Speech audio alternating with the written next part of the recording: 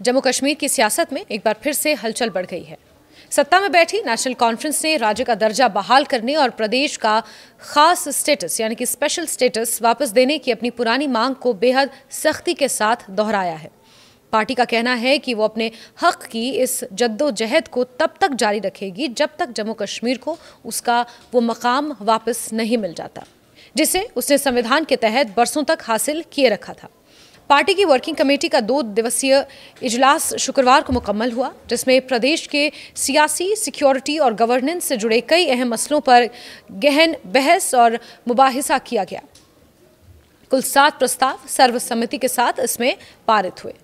मुख्यमंत्री और पार्टी के उपाध्यक्ष उमर अब्दुल्ला ने मीडिया से बातचीत में इन प्रस्तावों का तफसीली जिक्र किया। उन्होंने कहा कि वर्किंग कमेटी में साफ तौर पर ऐलान किया गया है कि स्पेशल स्टेटस की बहाली पार्टी का बुनियादी मुद्दा है और इस पर किसी भी तरह का समझौता मुमकिन नहीं है।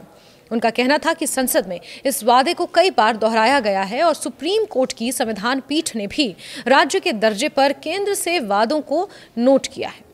ऐसे में प्रदेश के लोगों का एहतराम और उनका हक तभी पूरा होगा जब जम्मू कश्मीर को उसके असली दर्जे और पेशगी विशेषाधिकारों के साथ बहाल किया जाए। इसी इजलास में दिल्ली में हाल ही में हुए आतंकी हमले की मजम्मत करते हुए पीड़ित परिवारों के साथ हमदर्दी का इजहार भी किया गया। कमेटी ने कहा कि किसी भी मजहब समाज में हिंसा की कोई जगह नहीं होती और ऐसे वहशी हमलों का मुस्तहकम जवाब दिया जाना चाहिए। नौगाम ब्लास्ट को लेकर भी गहरी चिंता जाहिर की गई और कहा गया कि इस वाक़े की टॉप लेवल जांच होनी चाहिए ताकि ये पता लगाया जा सके कि कहीं ऑपरेशन प्रोटोकॉल में कोई कोताही तो नहीं हुई है। पार्टी ने साफ कहा कि ऐसी घटनाएं प्रदेश की सुरक्षा चिंताओं को और नाजुक बना देती हैं, इसलिए हकीकत तक पहुंचना बेहद अहम है। वर्किंग कमेटी ने देश भर से आ रही उन रिपोर्टों पर भी गहरी फिक्र का इजहार किया जिनमें जम्मू कश्मीर के तलबा, ताजिर और मकामी निवासी विभिन्न राज्यों में परेशान किए जाने की बात सामने आई है। हालिया हालात के बाद कई राज्यों में कश्मीरी युवाओं को शक की निगाह से देखने या उन्हें परेशान करने की घटनाएं बढ़ी हैं, जिसे पार्टी ने गैर मुनासिब और नाहक बताया है। कमेटी ने कहा कि मुल्क के हर हिस्से में कश्मीरियों की इज्जत, सुरक्षा और जिंदगी माल की हिफाजत यकीनी बनाना हर राज्य सरकार की जिम्मेदारी है। उमर अब्दुल्ला ने मीडिया से ये कहा कि ये बात पूरे देश को समझनी चाहिए कि हर कश्मीरी आतंक का हिमायती नहीं होता। किसी समाज को एक ही रंग से देखना नाइंसाफ है और ना ही लोकतंत्र की रूह के मुताबिक। इसी दौरान उमर अब्दुल्ला ने जम्मू में एक पत्रकार के घर पर हुई बुलडोजर कार्रवाई पर अपनी खामोशी तोड़ते हुए इसे एक साजिश करार दिया।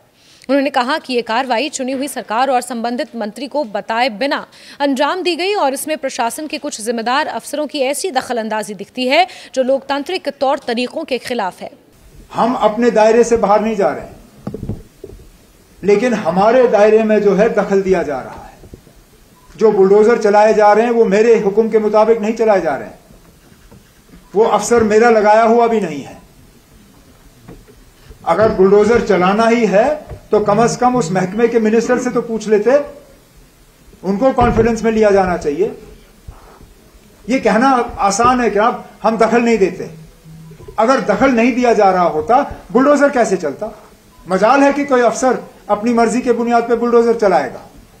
उमर अब्दुल्ला ने दावा किया कि इस तरह की कार्रवाई से उनकी सरकार को बदनाम करने की कोशिश साफ नजर आती है।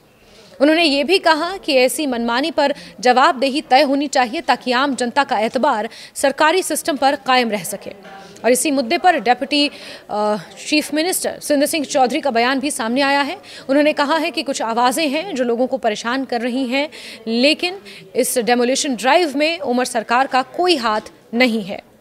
ऊर्जा क्षेत्र को लेकर भी उमर अब्दुल्ला ने एक अहम बयान दिया। उन्होंने ये कहा कि मीटर प्रणाली के तहत आम गरीब परिवारों को फ्लैट रेट की तुलना में कम बिल का फायदा मिलेगा। उन्होंने कहा कि 200 यूनिट मुफ्त बिजली देने के चुनावी वादे को पूरा करने के लिए मीटर लगाना जरूरी है और मीटर वाले उपभोक्ताओं के लिए ये स्कीम मार्च या अप्रैल तक शुरू होने की पूरी उम्मीद है। उनके मुताबिक पार्टी अपने हर वादे को पूरा करने के लिए संजीदा है और जनता को राहत पहुंचाना सरकार की प्राथमिकता है। वर्किंग कमेटी की बैठक में उस हलचल का भी जिक्र हुआ जो तब पैदा हुई जब श्रीनगर के सांसद आगा रूहुल्लाह मेहंदी को इस बैठक में नहीं बुलाया गया।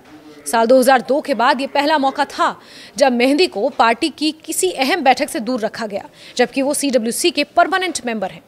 हालिया दिनों में आगा सईदुल्लाह मेहदी ने सरकार और पार्टी नेतृत्व की कुछ नीतियों की खुलकर आलोचना की थी। इस बारे में पूछे जाने पर उमर अब्दुल्ला ने सख्त लहजे में कहा कि ये बैठक उन्हीं लोगों के लिए थी जो पार्टी अनुशासन का लिहाज करते हैं और मीडिया के बजाय पार्टी फोरम पर अपनी राय रखते हैं। ये कमेटी उन लोगों के लिए है जो पार्टी का डिसिप्लिन समझते हैं। ये कमेटी उन लोगों के लिए है जो पार्टी क़यादत के साथ मीडिया के थ्रू बात करना पसंद नहीं करते।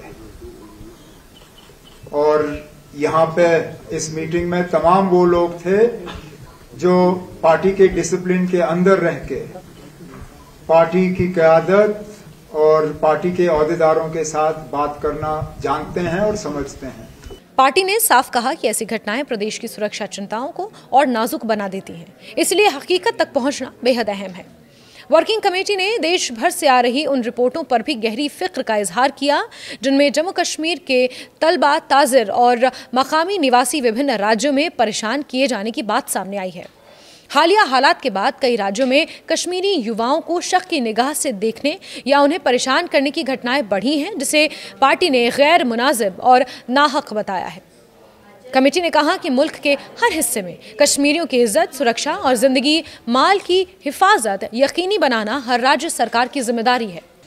इनका इशारा साफ था कि पार्टी के आंतरिक मसलों को सार्वजनिक विवाद की शक्ल देना किसी भी संगठन के लिए नुकसानदेह होता है। इजलास के आखिरी में पार्टी ने अपने मैनिफेस्टो में किए गए तमाम वायदों को पूरा करने की दोबारा तस्दीक की और ये भी साफ किया कि सरकार उमर अब्दुल्ला की क़यादत में पूरी मजबूती से काम कर रही है।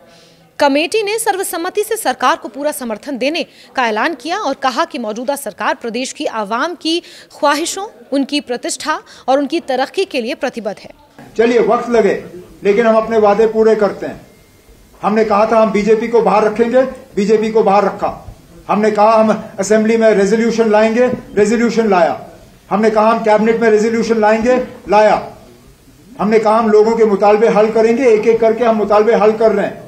हमने अपने मंशूर को नजरअंदाज नहीं किया, हमने सिर्फ ये कहा कि ये 5 साल के लिए हमारे वादे हैं लोगों के साथ। आपने जब हमारी परफॉर्मेंस को नापना होगा, आप तब नापिए जब हमारा टर्म खत्म होगा। नेशनल कॉन्फ्रेंस के इस 2 दिवसीय इजलास ने यह साफ कर दिया कि पार्टी अपने मूल मुद्दों से न सिर्फ पीछे हटने वाली है बल्कि उन्हें और अधिक मजबूती के साथ देश भर के सामने रखेगी। स्पेशल स्टेटस और राज्य के दर्जे की बहाली उनके लिए सिर्फ सियासी मुद्दा नहीं बल्कि पहचान और इज्जत का मसला है। आने वाले दिनों में ये देखना दिलचस्प होगा कि केंद्र सरकार इन प्रस्तावों पर क्या रुख अपनाती है और जम्मू कश्मीर की सियासत किस करवट बैठती है। लेकिन इतना जरूर है कि ये संघर्ष, जैसा कि उमर अब्दुल्ला ने कहा, अपना हक वापस लेने की जद्दोजहद अब और शिद्दत के साथ आगे बढ़ने वाली है।